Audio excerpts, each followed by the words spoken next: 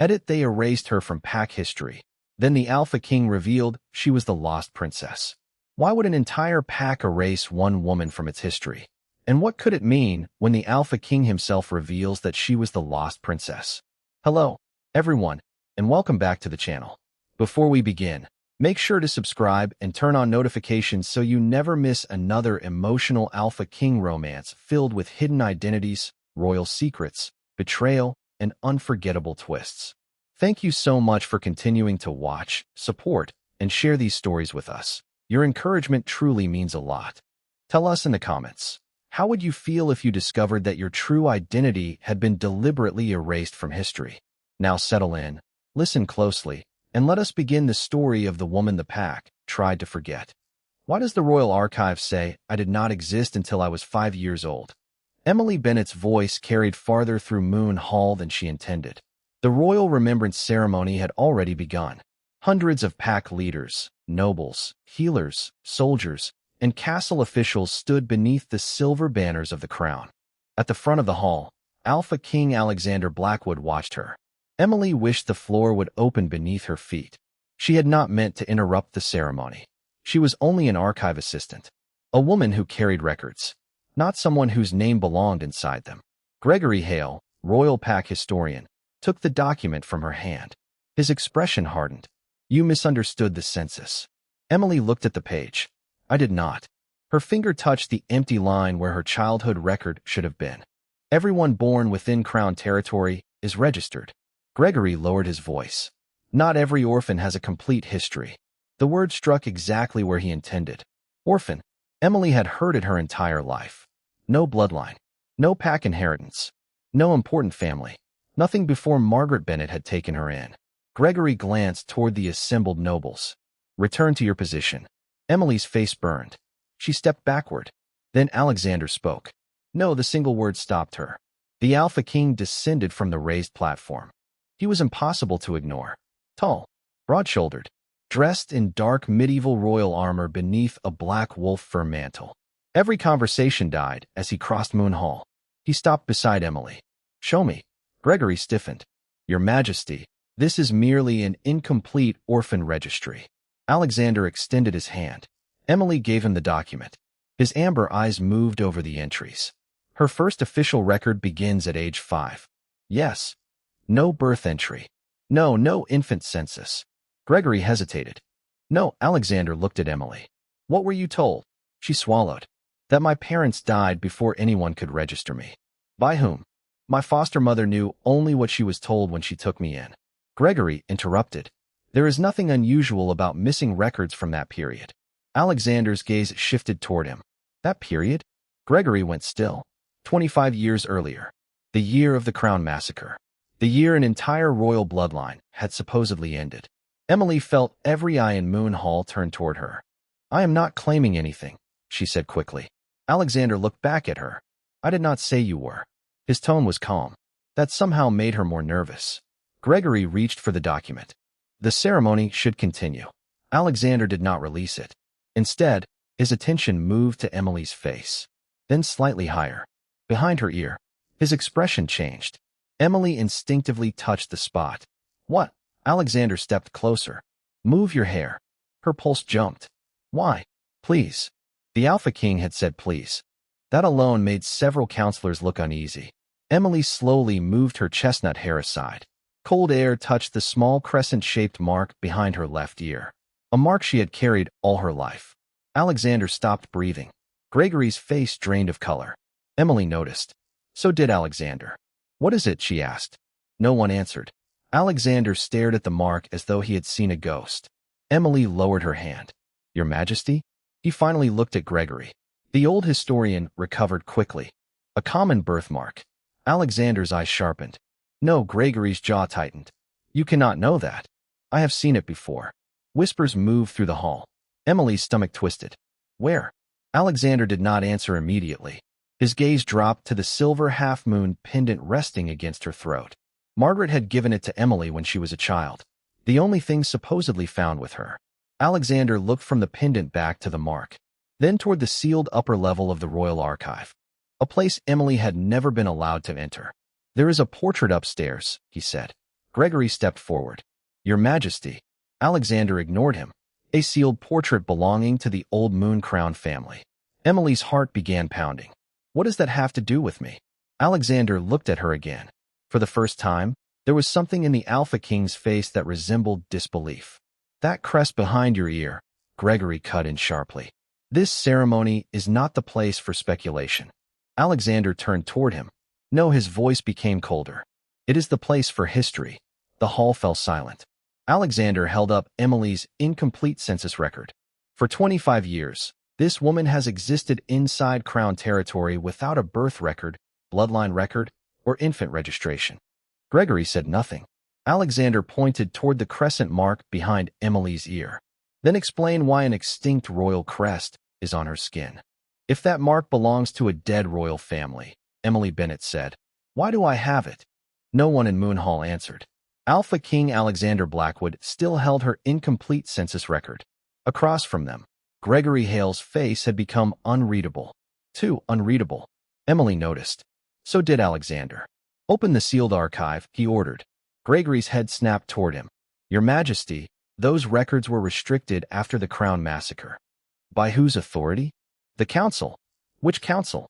Gregory hesitated. The council serving at the time. Alexander's amber eyes hardened. Most of them are dead. That does not make their security orders meaningless. Alexander handed the census record to Emily. No, his voice lowered. But 25 years of secrecy does make me curious. He turned toward the upper gallery. Come with me. Emily stared at him. Me? You are the reason we are opening it. Gregory stepped between them. With respect, she has no clearance. Alexander looked at him. She does now. The sealed royal archive occupied the highest chamber of Blackwood Castle. Emily had worked beneath it for 7 years. She had catalogued war reports, marriage treaties, pack births, executions, coronations, but never once had she been allowed beyond the iron door marked with the old Moon Crown crest. Until now, Alexander placed his royal signet against the lock. Ancient mechanisms shifted inside the stone. The door opened. Dust moved through the darkness. Emily stepped in behind him. Gregory followed. Reluctantly, shelves stretched from floor to ceiling. Many were empty.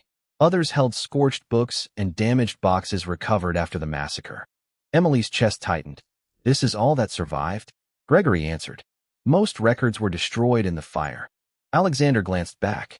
Convenient. Gregory's jaw tightened. Emily moved between the shelves. Something pulled at her attention. Not a voice. Not magic exactly. Recognition. She stopped before a large object covered in black cloth. What is that? Gregory moved quickly. Nothing relevant. Emily turned. You answered too fast. Alexander almost smiled. Remove the cloth. Gregory did not move. Alexander did it himself. The fabric fell. Emily forgot how to breathe. A burned portrait rested against the wall. A young woman in silver royal clothing sat beneath a moon-shaped crown. Beautiful. Pale skin. Chestnut hair. Blue-gray eyes. Emily's eyes. The resemblance was not perfect. It was worse than perfect. It was familiar. Emily stepped closer. Who is she? Alexander answered quietly. Princess Eleanor Vale. Emily knew the name. Everyone did. The last daughter of the Moon Crown dynasty. Killed 25 years ago during the Palace Massacre. Along with her infant daughter. Emily stared at the portrait. Eleanor was holding a baby. The child's face had been damaged by fire. But around the infant's neck, Emily's hand flew to her chest. A silver half-moon pendant. The same design. The same broken edge. The same tiny star carved near the clasp. No, her voice barely existed. Gregory moved forward. Old royal jewelry was often reproduced. Emily turned on him. This carving. Silence. Alexander stepped beside the portrait. The pendant in this painting was recorded as unique. Gregory's expression changed. Only for a second. But Emily saw fear. Alexander did too. Emily reached toward the frame. Her fingers brushed the wood. Something rough caught beneath them. A hidden groove. She frowned. There is writing here. Alexander lifted the frame from the wall.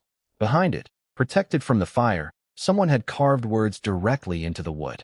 Emily read them slowly. Born beneath the winter moon. Her pulse jumped. Her birthday.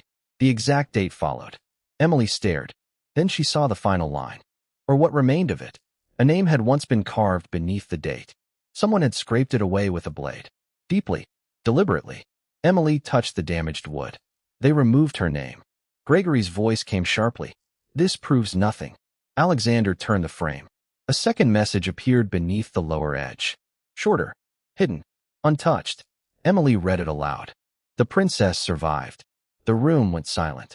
Alexander looked at her pendant, then at the royal crest behind her ear, then at Gregory. Emily followed his gaze. For the first time in her life, she was no longer wondering why she had no history. She was wondering who had worked so hard to make sure she never found it. If that child survived, Emily Bennett whispered, then where did everyone believe she went? Alexander Blackwood looked at the burned portrait. That is what we are going to find out. By sunset, they were riding toward the ruins of the old Crown Pack. Emily had argued against going. Alexander had ignored the argument. Not her choice. The danger. The pendant came from that family, he explained as Blackwood soldiers followed at a distance. If anything survived the massacre, it may still react to it. Emily touched the silver half-moon at her throat. She did not like the word react. Her life had already begun reacting without permission. The ruined palace stood deep inside a forest no pack had claimed for 25 years. Collapsed towers rose through the trees. Moon symbols were carved into broken stone. Emily dismounted. The moment her boots touched the ground, something inside her chest tightened. Her wolf moved. She froze. Alexander noticed. What? Nothing. That was not nothing. Emily looked toward the ruins. My wolf does not usually feel this close. Alexander frowned. You told me you rarely shift. I cannot shift properly. Cannot. Emily swallowed. People have called me nearly wolfless since I was 13. A growl sounded from the trees. Alexander turned. 3 rogue wolves stepped between the ruined pillars. Then 5 more. Soldiers reached for weapons. The attack came fast. Alexander shifted partially, claws breaking through his fingers as he drove the first wolf backward. Emily retreated toward the old gate. Stay behind me. Another wolf lunged. Alexander struck it aside. Then the cracked stone arch above him collapsed. Alexander. He shoved Emily clear. The gate came down between them. Stone trapped one of his legs. A rogue wolf circled toward him. Emily's body went cold. Her wolf slammed against her ribs. No. She had spent years controlling it, suppressing it. Every failed shift had ended with pain. Every healer had told her something inside her was wrong. The rogue charged. Alexander reached for his sword. Too far. Emily heard herself scream. Then everything changed. Heat exploded through her bones. Not pain. Power. Silver light flashed beneath her skin. Her wolf broke free. The world dropped lower. Sharper. Emily stood on 4 enormous paws.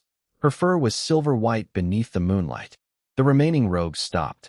So did Alexander. Emily could hear his heartbeat, could smell the blood beneath the fallen stone. She stepped between him and the attacking wolf.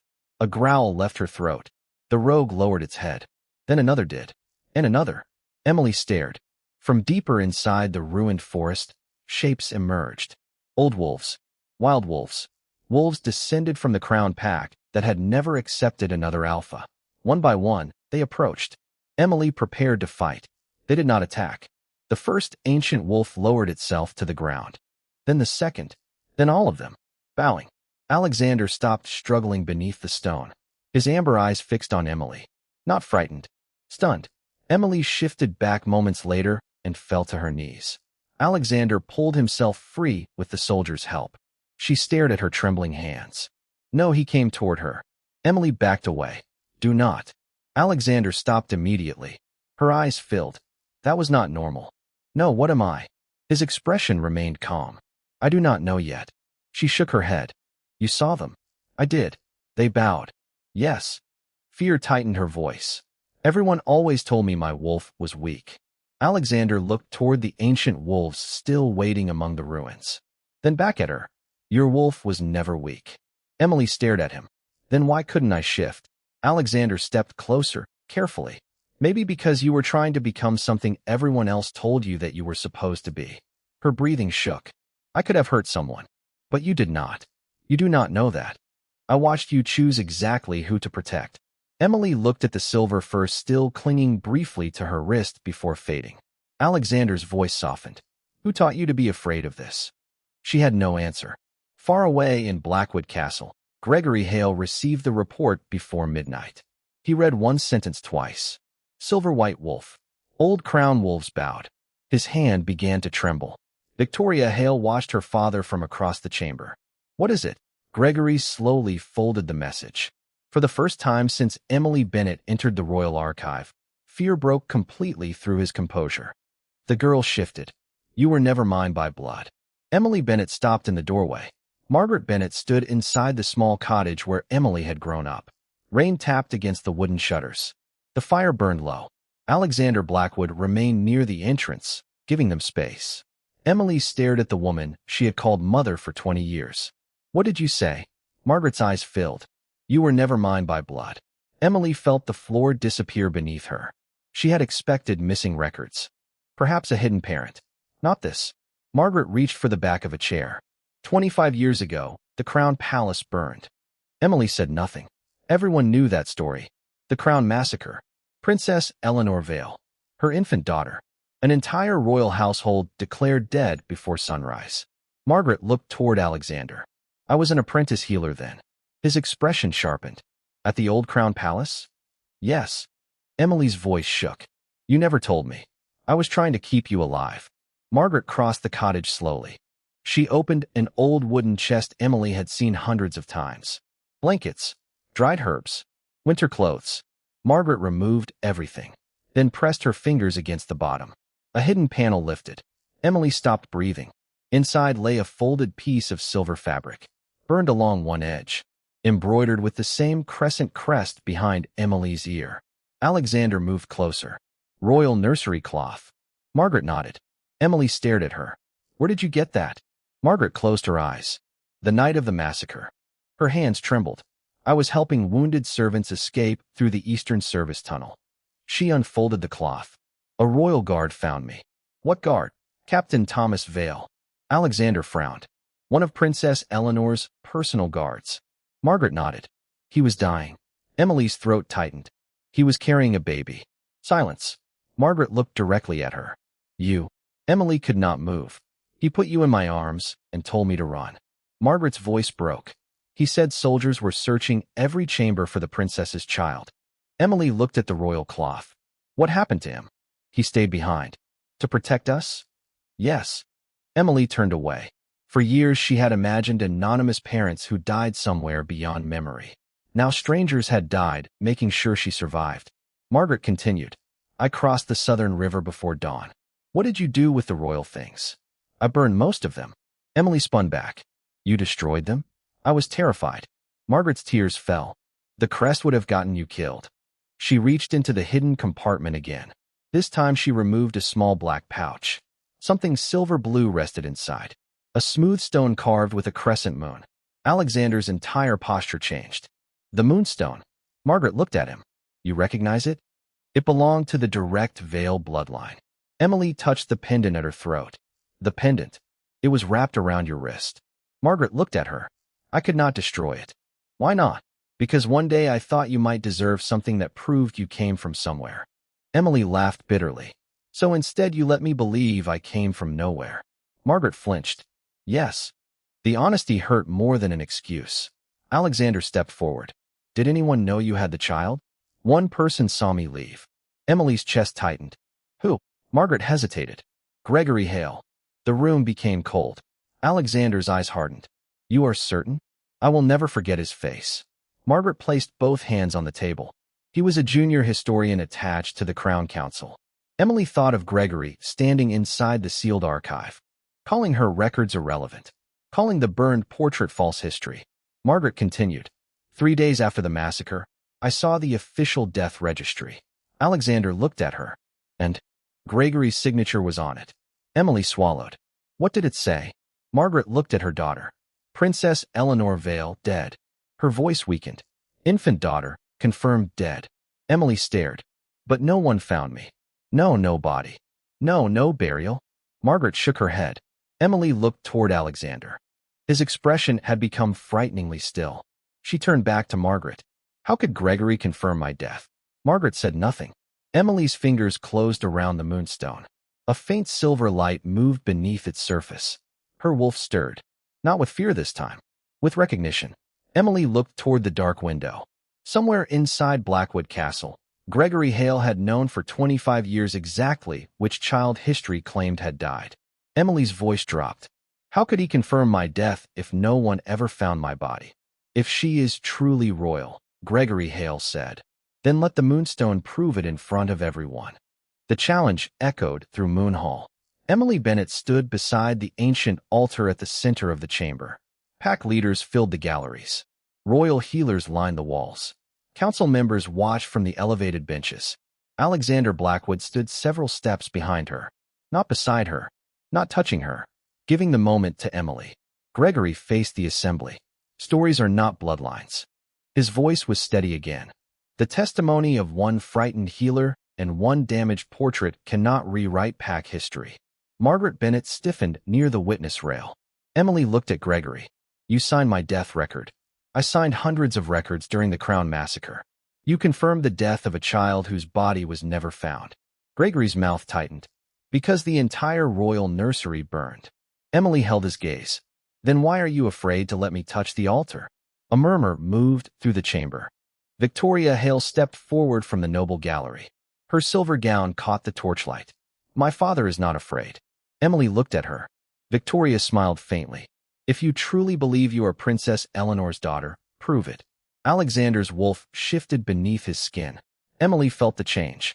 Not made instinct. Something older. The Moonstone altar had belonged to the Veiled dynasty long before Blackwood rule. According to ancient law, it responded only to direct royal blood.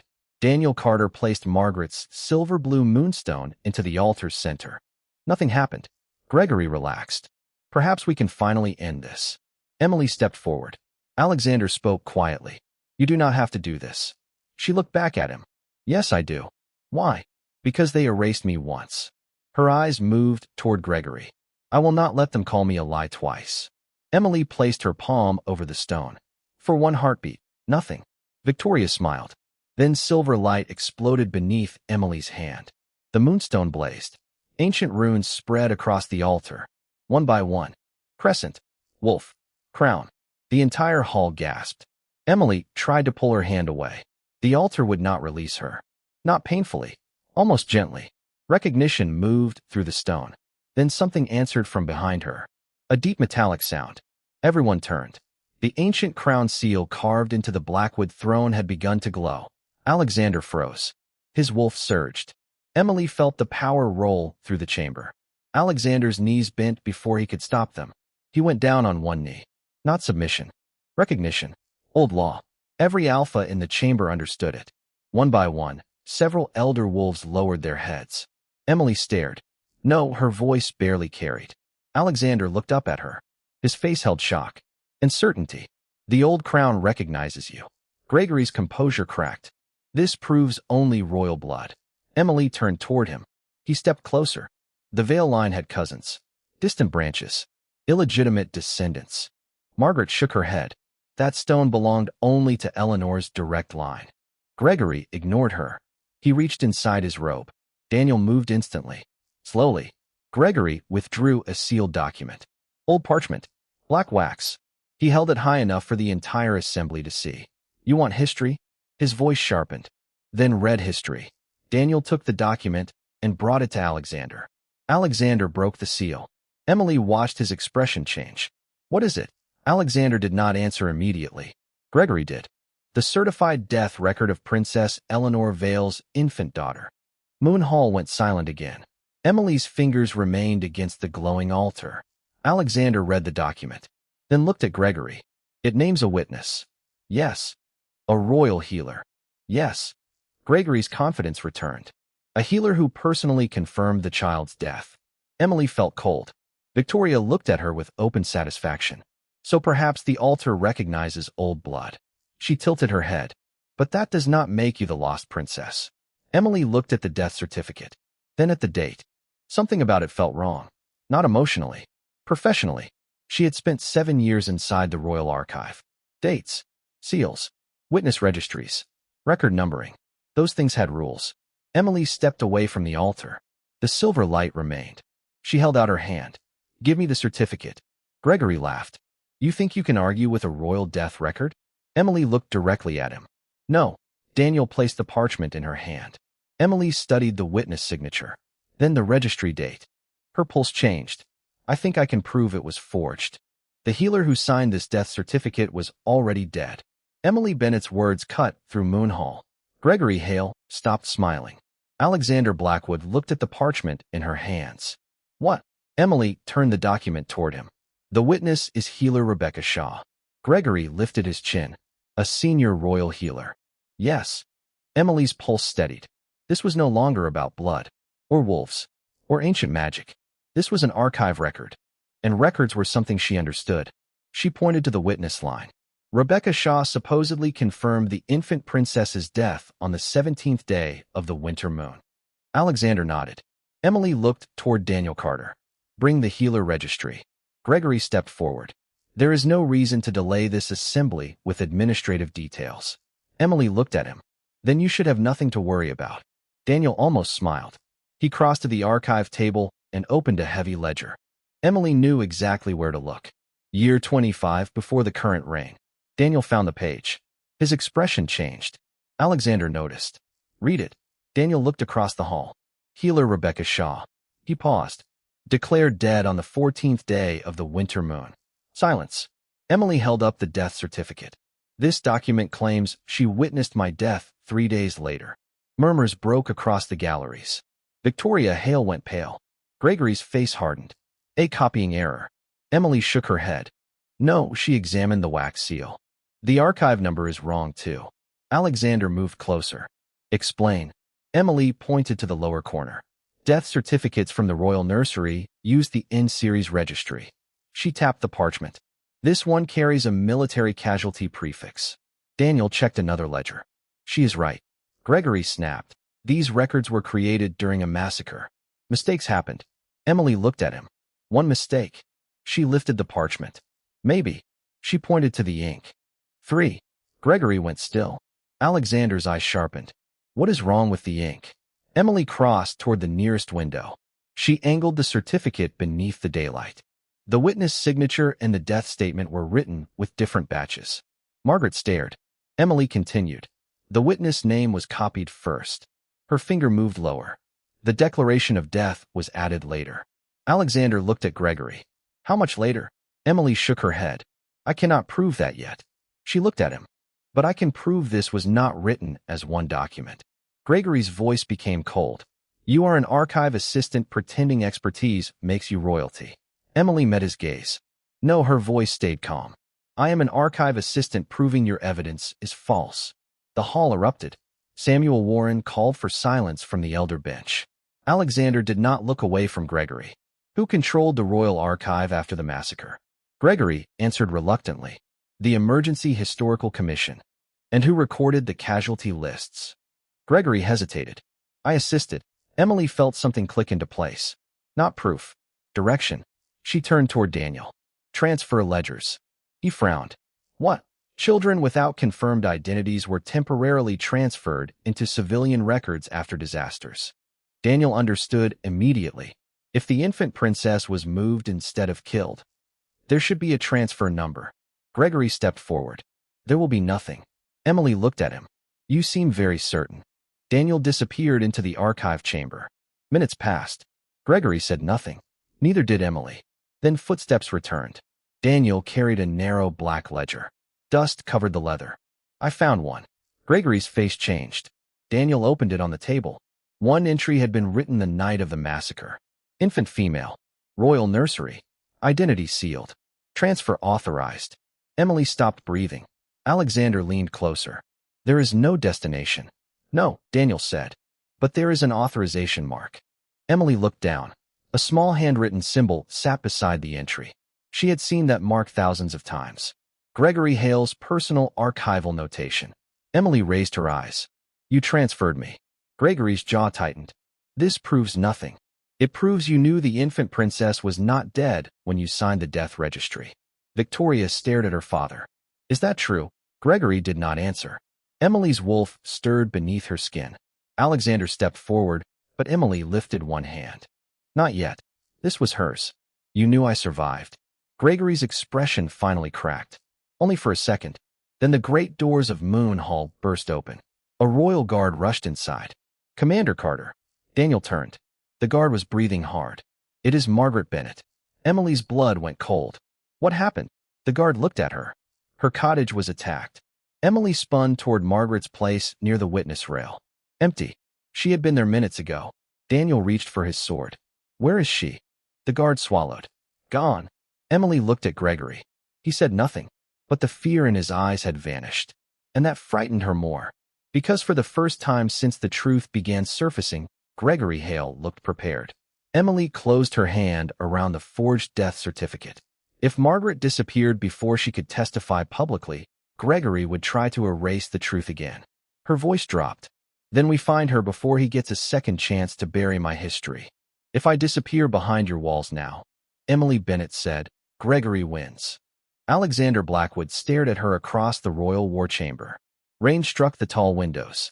Daniel Carter stood beside the map table, already organizing search parties for Margaret. "She has been missing less than an hour," Daniel said. "We still have riders checking every road." Emily nodded. "And while they search, Gregory will tell every pack that I invented everything." Alexander's jaw tightened. "That is why you should be moved to the northern fortress." "No," his eyes lifted. "Emily." "No." She stepped closer to the table. "If I vanish into royal protection immediately after challenging Gregory, what will people see? A woman whose life is threatened. They will see a woman who ran." Alexander frowned. "That is not the same thing. It becomes the same thing once someone else writes the story." Silence. Emily looked toward the forged death certificate in Daniel's hand. For 25 years, Gregory controlled what people believe because he controlled the records. Her voice hardened. "I will not let him erase me a second time by making me disappear from public view." Alexander studied her. "What do you want?" "An open moon assembly." Daniel looked up. Alexander went still. "Public. Completely. No sealed testimony?" "No. No restricted evidence."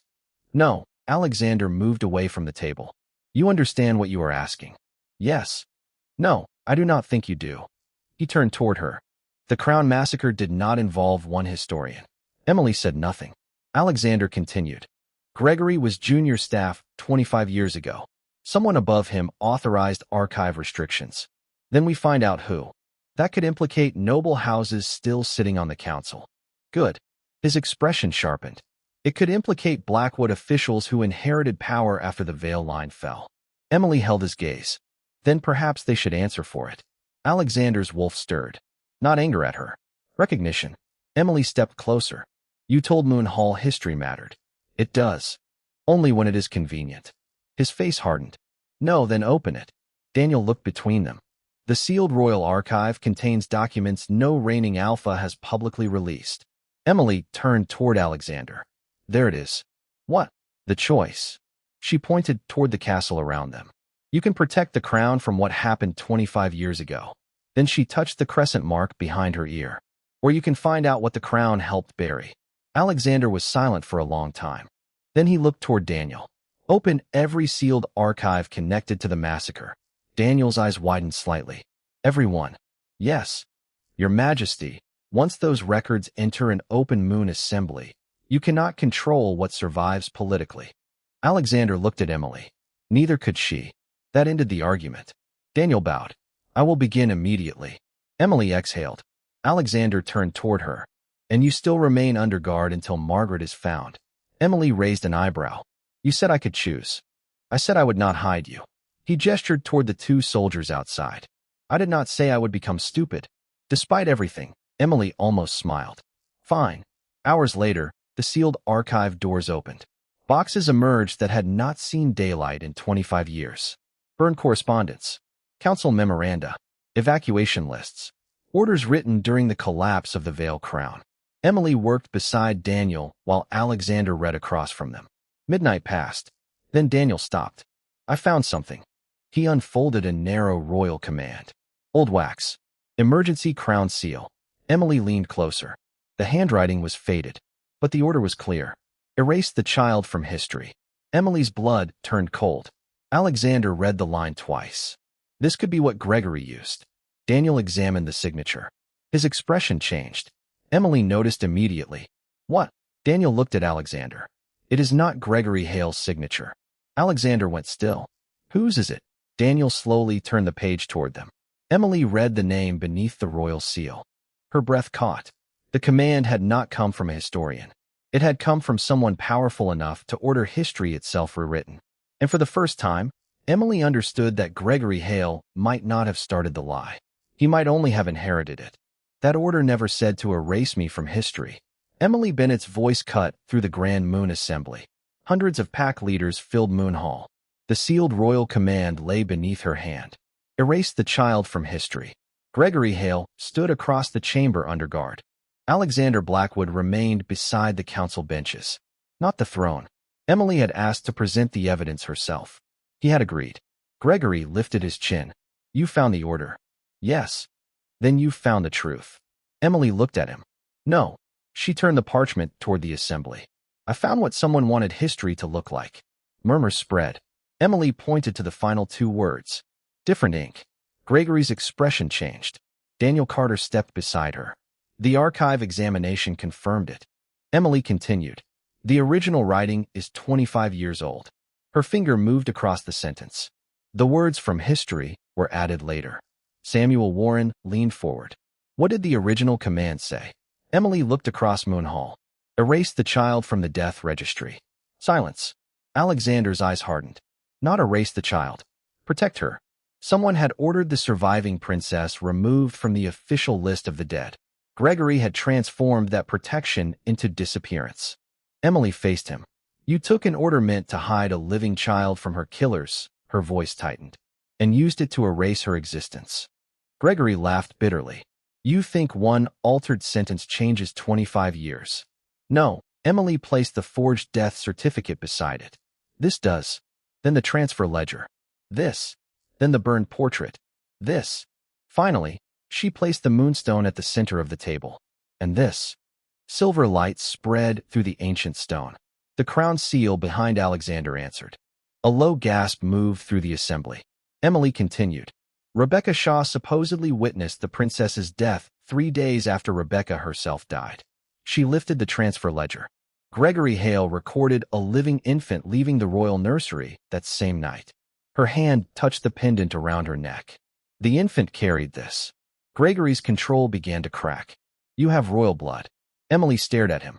You knew which royal child survived. No, you signed my death record. To preserve stability. The words exploded from him. Moon Hall froze. Gregory realized too late what he had said. Emily stepped closer. Whose stability? His face twisted. The veil crown had fallen. An infant did not overthrow it, but an infant could restore it. There it was. Alexander slowly stood. Gregory looked toward the nobles. The great houses had already begun dividing authority. Alliances were being formed. Another veil heir would have reopened the succession war. Emily's wolf stirred. So you decided a child was easier to erase. Gregory's jaw tightened. I decided the packs needed a future. You decided which future benefited you. Suddenly the great doors opened. Daniel turned. 2 royal guards entered. Between them walked Margaret Bennett. Emily stopped breathing. Margaret. She ran to her. Margaret caught her tightly. You're alive. They kept me in an abandoned hunting lodge. Daniel looked toward Gregory. Men employed through Hale Estates. Gregory went pale. Margaret faced the assembly. I carried Princess Eleanor's daughter out of the palace myself. Her hand found Emily's cheek. This is that child. No one spoke. Emily looked toward Alexander. He approached slowly. Not to claim her. Not to crown her. He stopped beside the evidence she had assembled. Then he faced the entire pack. You erased her name. His voice carried through Moon Hall. You burned her records. Gregory lowered his eyes. You rewrote her death. Alexander looked toward Emily. But you failed to erase the woman standing before you. Emily's heart pounded. Alexander turned toward the ancient crown seal, still glowing behind him. The Moonstone recognized her blood. He pointed toward the portrait. The pendant identifies the royal infant. Then the transfer ledger. The records prove she survived. Finally, his gaze returned to Emily, and the only living witness has named her. Alexander's voice became absolute. Emily Bennett is Emily Eleanor Vale. The room went completely still. Then he spoke the words history had refused to preserve for 25 years. She is the lost princess of the Moon Crown. One by one, The wolves in Moon Hall lowered their heads. Emily did not. She stood upright. Because for the first time, history was no longer happening to her. It was waiting for her to decide what came next.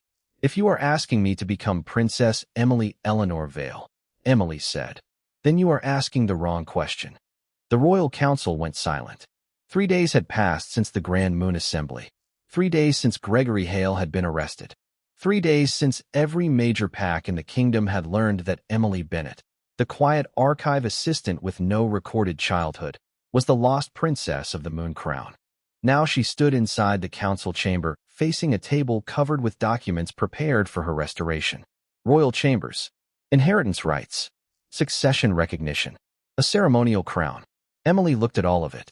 Alexander Blackwood stood near the window. He had not touched the papers. That mattered. Counselor Caldwell cleared his throat. "Your Highness, these are not demands." Emily raised an eyebrow. "Then stop calling me that before I accept anything." Caldwell went quiet. Alexander almost smiled. Emily turned back to the documents. "You want to restore my name?" "Yes," Caldwell said. "No," several counselors stiffened. Margaret Bennett stood near the rear of the chamber. Daniel Carter watched quietly beside the doors. Caldwell frowned. "You do not want your identity restored?" Emily touched the silver half-moon pendant at her throat. "I want the truth restored. That is what we are offering." "No," she looked at him. "You are offering to put one princess back into history." Her voice hardened. "I want to know who else you removed." Silence. Emily walked toward the old casualty ledger. Healers disappeared from these records. She turned another page. Guards. Another. Servants. Another. Families who helped survivors escape. Caldwell shifted. That investigation could take years. Then it takes years. The old Crown archive is unstable. So was the lie. Alexander lowered his gaze. Caldwell looked toward him. "Your Majesty, surely the princess's restoration must come first." Alexander answered without hesitation. "Why?" The counselor blinked. "She is the surviving Vale heir." Alexander looked at Emily. "She is also standing in front of you telling you what she wants." Emily's chest tightened. Caldwell exhaled. "Then what exactly are you requesting?" Emily placed both hands on the table. "An independent historical commission." Daniel's expression sharpened with approval. Outside the royal archive, Emily continued. "Pack historians elected from multiple territories. Healers. Military record keepers.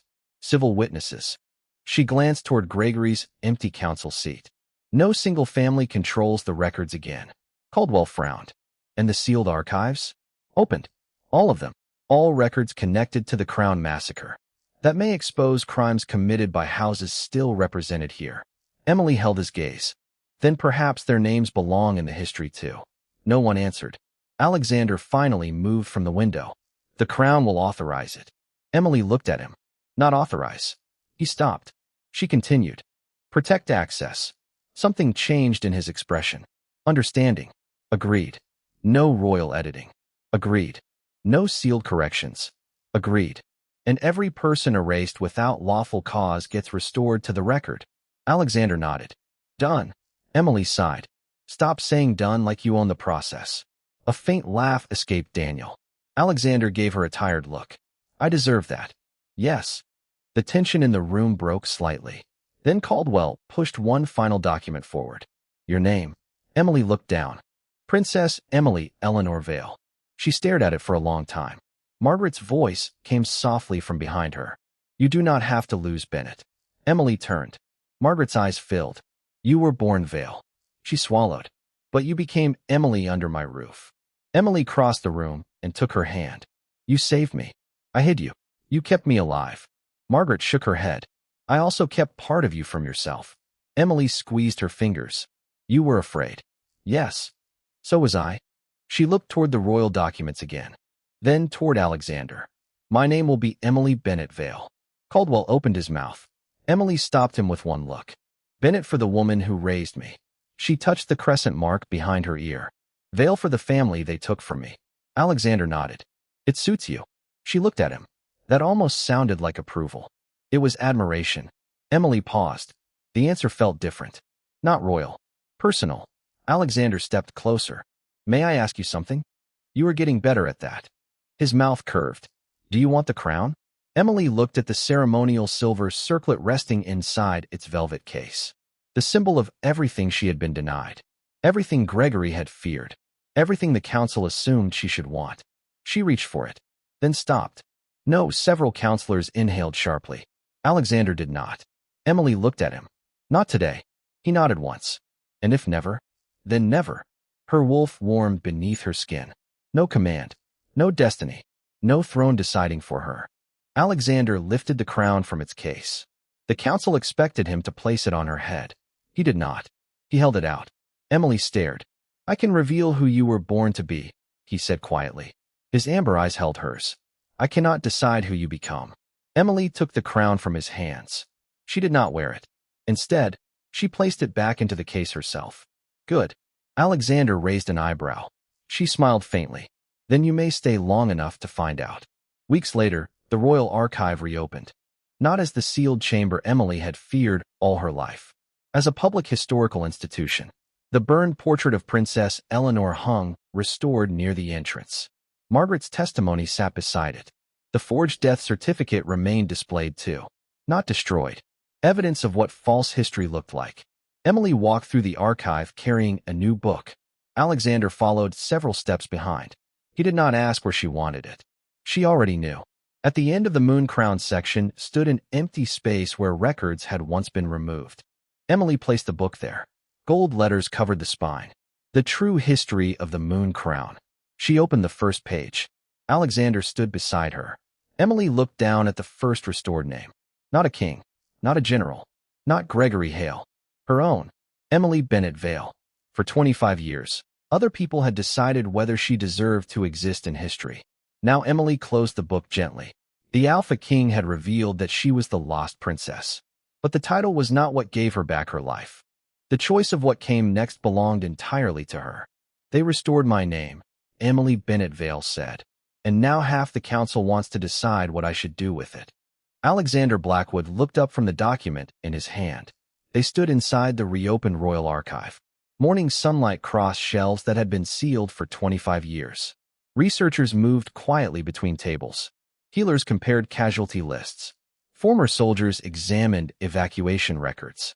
And on Emily's desk lay 12 invitations from noble families who had ignored her existence only weeks earlier. Alexander picked up one. House Caldwell requests the honor of hosting Princess Emily Eleanor Vale. Emily took it from him. And House Mercer suddenly remembers that my grandmother once visited their estate. She dropped it onto the pile. Remarkable recovery of memory. Alexander's mouth curved. You sound impressed. I am considering prescribing them all silver moonroot. He laughed. Emily did too. Then she noticed another document beneath the invitations. Her expression changed. What is that? Alexander did not hide it. A petition. She opened it. Royal Succession Council. Her stomach tightened. They want me formally entered into the line of succession. Yes. Emily looked at him. And what do you want?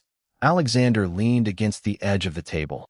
I want to hear your answer before I form one. That surprised her. Weeks ago, kings had been the people who decided things first. Emily looked back at the petition. If I accept, what changes? You gain a permanent council seat. Voting authority? Yes. Control over the historical commission? No good. Alexander raised an eyebrow. You expected me to argue? I was preparing. I have noticed. Emily returned to the document. And if I refuse? Nothing happens. She looked up. Nothing.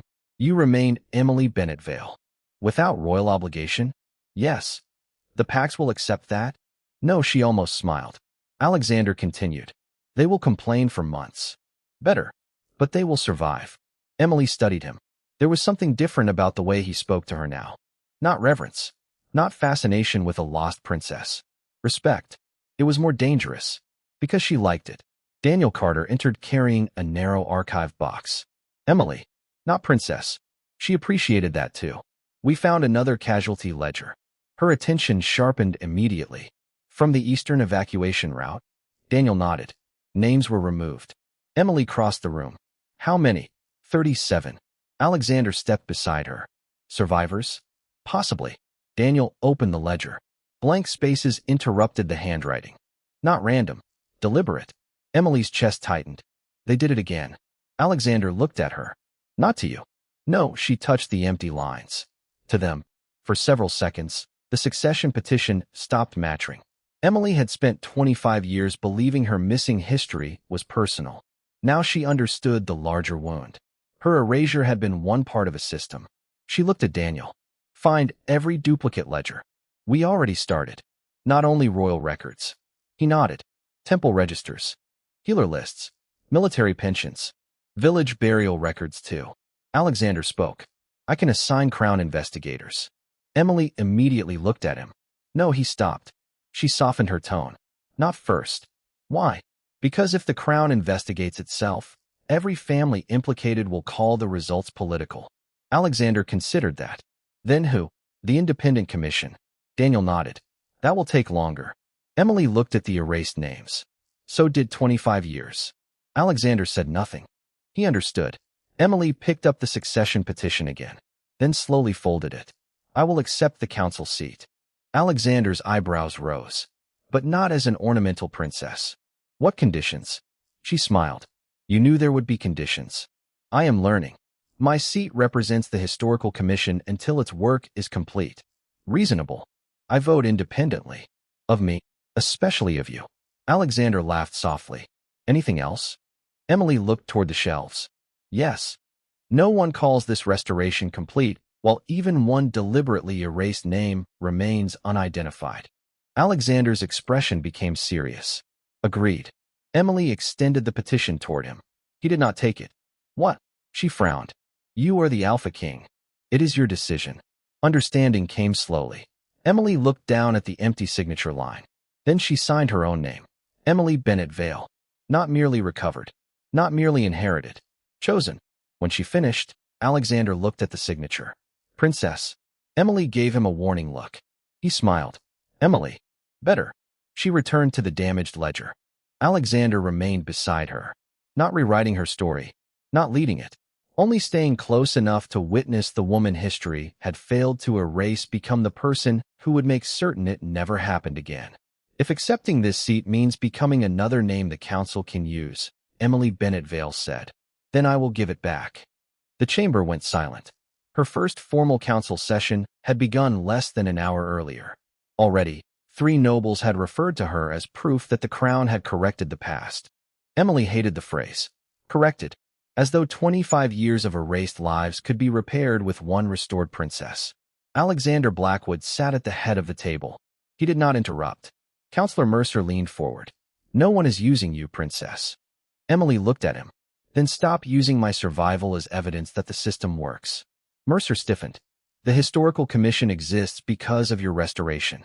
No, Emily opened the Eastern Casualty Ledger. It exists because 37 people are still missing from this record. She placed another document beside it. And because we found 19 more erased names yesterday. Daniel Carter stood near the doors. His expression was grim. The Independent Commission had uncovered something worse than missing history. Property transfers. After the Crown Massacre, estates belonging to several supposedly dead families had been redistributed. Some to loyal packs. Some to council allies. And 3. Emily looked directly at Mercer. To families still sitting at this table. The room changed. Mercer's face hardened. You are making a serious accusation. I am reading a registry. That registry has not been authenticated. It carries 3 crown seals. From a collapsed government. Emily nodded. Convenient again. Alexander's amber eyes shifted toward Mercer. The counselor noticed. Your Majesty, these investigations are destabilizing old land agreements. Alexander remained calm. Were those agreements lawful? That is not the point. Emily leaned back. That is exactly the point. Mercer stood.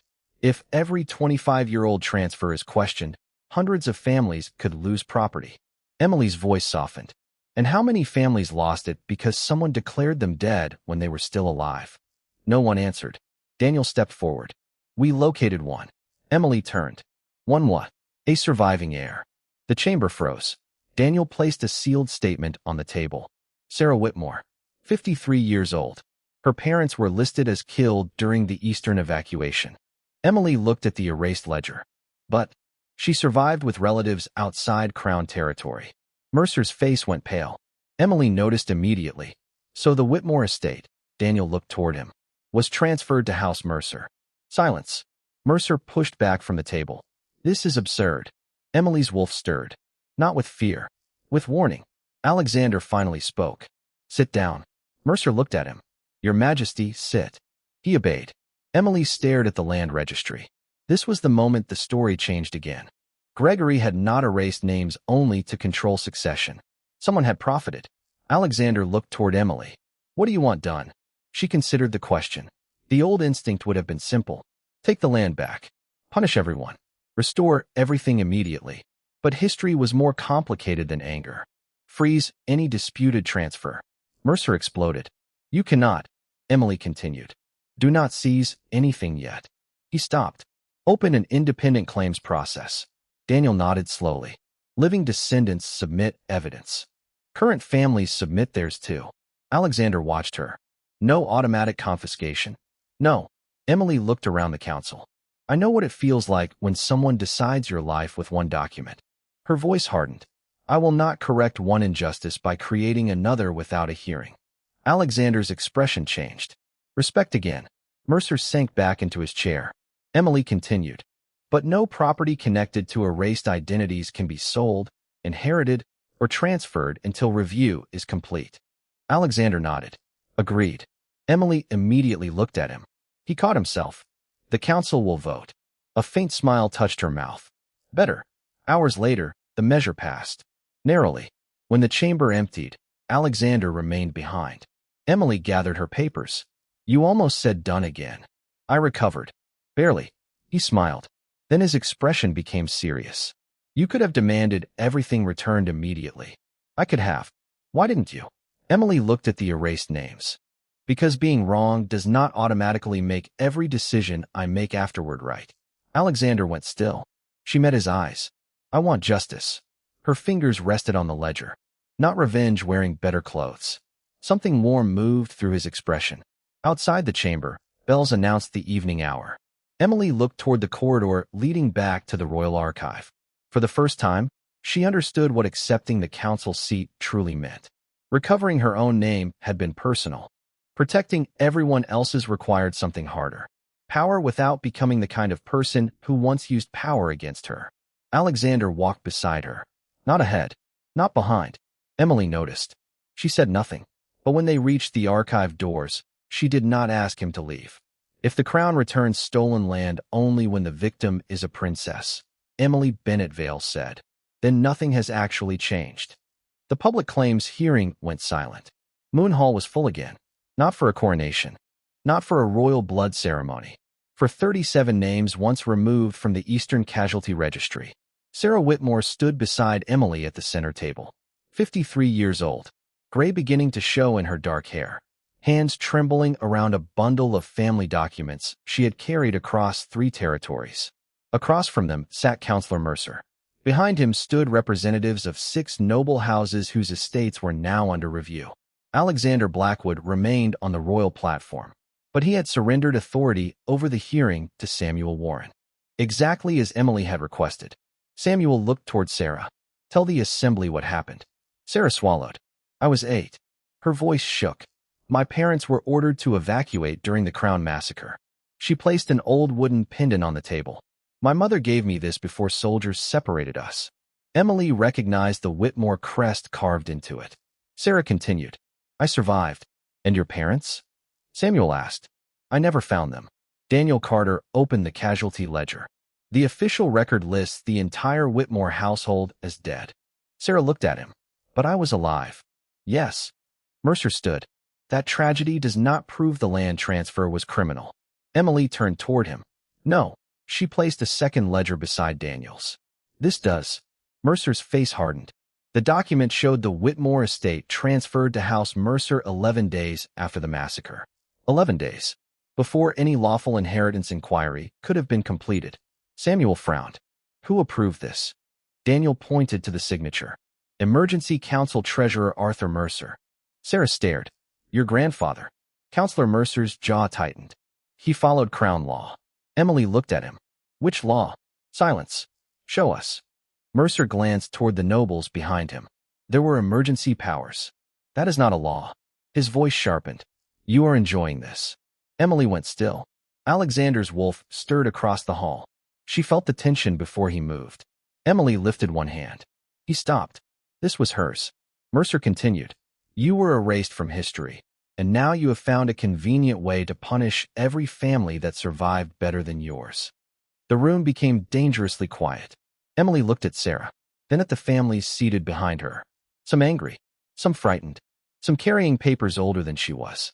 Emily faced Mercer again. You think this is revenge? I think you want history to hurt someone else for a change.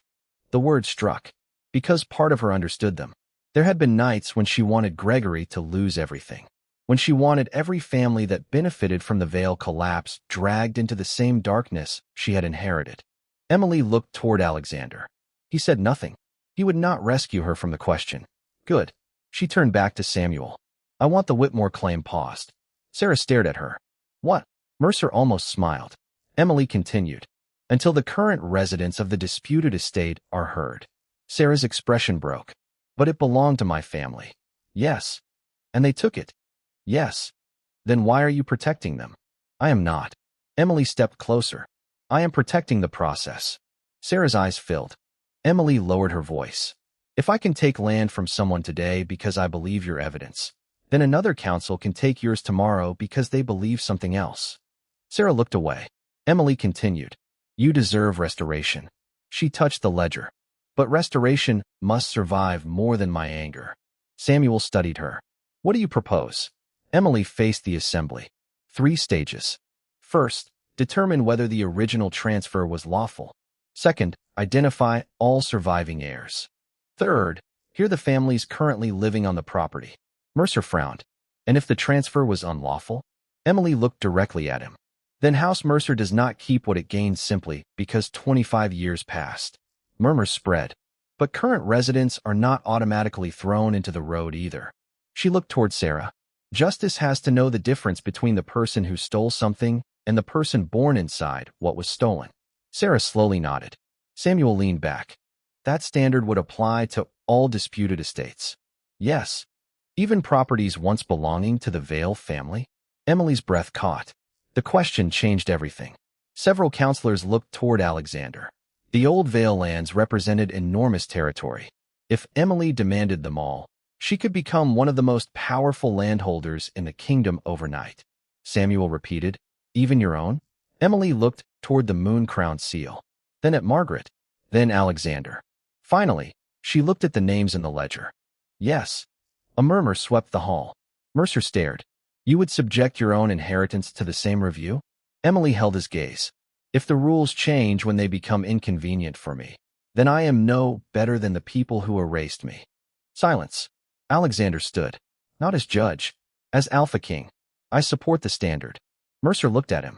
Of course you do. Alexander's expression hardened. No, his voice carried through Moon Hall. I support it because it limits me too. The chamber stilled. Alexander removed a sealed crown document from his coat. Daniel's eyes widened. Emily frowned. What is that? Alexander placed it on Samuel's table. Blackwood territorial claims acquired after the Crown Massacre. Emily stopped breathing. There were dozens. Alexander continued. Every one of them enters the same review. The council erupted. Your Majesty, you cannot. That could fracture the Western territories. Alexander raised one hand. Silence returned. For 25 years, stability has been used as the excuse for never asking who paid for it. His eyes moved to Emily. We are asking now. Samuel placed the Blackwood claims beside the Whitmore file. Then the review applies to everyone. Emily looked at Alexander. He had not merely supported her reform. He had placed his own crown inside it. Later, after the hall emptied, Emily found him beside the old moon crown portrait. You knew that would cost you. Yes. Some of those lands may return to other families. Yes. Pack leaders may call you weak. They already have. Emily almost smiled. Then her expression softened. Why did you do it? Alexander looked at the portrait of Princess Eleanor. Because you were right. He turned toward Emily. A law that only restrains other people is not justice. Something more moved beneath her ribs. Not her wolf. Not royal blood. Something more ordinary. More dangerous. Emily stepped closer. For weeks, Alexander had let her choose how close. This time she closed the distance herself. She reached for his hand. His fingers remained still until hers touched them. Then he held on. Tomorrow, the kingdom would begin reopening 25 years of stolen property, false deaths, and inherited lies. Some families would regain what had been taken. Others would learn that what they called inheritance had begun with someone else's disappearance. And Emily Bennett Vale finally understood the kind of princess she might become. Not the woman who reclaimed everything history owed her. The woman who made certain history could no longer be rewritten simply because powerful people disliked the truth. "If I wear the crown today," Emily Bennett Vale said, "it will be because I chose what it means." Alexander Blackwood stood across from her in the restored moon crown chamber. Morning light spilled through the tall windows. On the table between them rested the silver circlet Emily had refused months earlier. No council surrounded it. No ceremony waited outside the door. Only Alexander. And the choice. "You do not have to wear it," he said. "I know. That is why I brought it here instead of Moon Hall." Emily looked at him. "You are learning." Painfully. She smiled. 6 months had passed since the first public land hearings. The Historical Commission had restored more than 80 erased names. 3 noble estates had entered negotiated restitution. 2 Blackwood territorial claims had already been returned. Sarah Whitmore had received legal recognition as her family's surviving heir. Gregory Hale awaited final judgment for falsifying crown records, unlawful detention, and conspiracy to suppress a royal survivor. The kingdom had not collapsed. It had complained, argued, changed. Emily touched the crown. "For years, I thought being nobody was the worst thing that could happen to me." Alexander remained silent. "Then everyone discovered I was a princess." She laughed softly. "And suddenly they wanted to tell me what that meant too." Which was worse? Emily considered. Being erased hurt more. Her fingers moved along the silver edge. But being defined by everyone else was more dangerous. Alexander nodded. "So what does it mean now?" Emily looked toward the open archive doors. Inside, researchers were preparing the first corrected historical record. Names once crossed out had been restored. Not hidden in footnotes. Written where they had always belonged. "It means responsibility." She looked back at him. "Not ownership." Agreed. "It does not make me more valuable than I was as an archive assistant." "No, it does not make Margaret less my mother." "Never. And it does not mean the Vale name replaces Bennett." Alexander's expression softened. "I would argue with anyone foolish enough to suggest that." Emily raised an eyebrow. "I can argue for myself." "I know. Good recovery." He smiled. Emily picked up the crown. For a moment, she simply held it. Then she placed it on her own head. No one crowned her. No alpha declared her worthy. No council granted permission. Emily chose. Alexander lowered his head. Not deeply. Not as a king surrendering authority. As one ruler recognizing another. "Princess Emily Bennett Vale." Emily studied him. "That sounds less terrible when you say it now. I will consider that progress." She stepped closer. "And what happens between us?" Alexander's expression changed. The question had lived between them for months. Quiet meals in the archive. Arguments in council. Long rides to disputed territories. His hand waiting until she reached first. "I would like to court you." Emily almost laughed. "You waited 6 months to say that." "I was trying not to confuse respect with opportunity." Her smile faded into something warmer. "And now? Now I know I would want you beside me even if you had never been a princess." Emily's wolf stirred gently. Not demanding. Approving. She looked into his amber eyes. "One courtship." Hope appeared carefully in his face. "One. We will see whether you earn another." Alexander smiled. "That sounds fair." "It is not supposed to." Emily reached for his hand. This time neither of them hesitated. Together they entered the royal archive. At the center table waited a newly bound volume. The True History of the Moon Crown. Emily opened it. The first pages contained the corrected account of the massacre. Princess Eleanor. Captain Thomas Vale. Rebecca Shaw. The guards. The healers. The servants. The families who had carried children through burning corridors. Then came her own name. Emily Bennett Vale. Survived. Emily touched the word. Alexander stood beside her. "They erased you from pack history," he said quietly. Emily closed the book. They tried. Outside, the bells of Blackwood Castle began to ring. Not for a lost princess returned. For the opening of the public archive. Emily looked toward the people entering through its doors.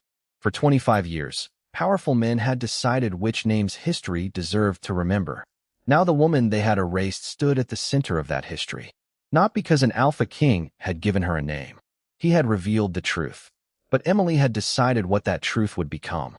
And this time, no one else would write her ending for her.